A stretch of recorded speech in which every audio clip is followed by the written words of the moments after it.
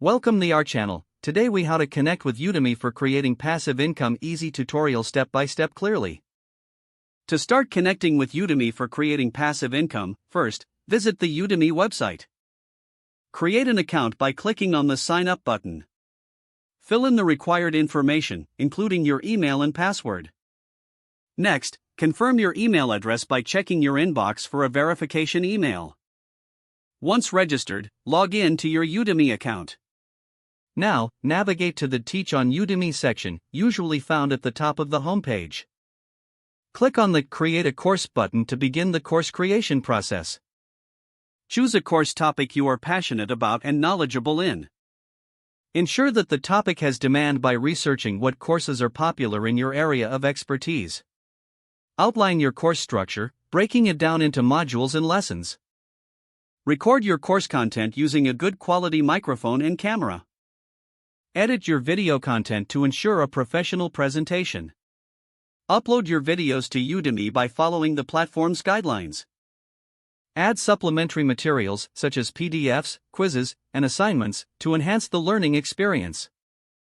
Set an appropriate price for your course considering your target market and competition. Fill out the course landing page with a compelling title, description, and promotional video. Preview your course to ensure everything appears as intended. Once satisfied, submit your course for review by Udemy. After approval, launch your course and promote it through social media or a personal blog. Monitor student feedback and make updates as necessary to improve the course. Engage with your students through the Q&A section to build a connection.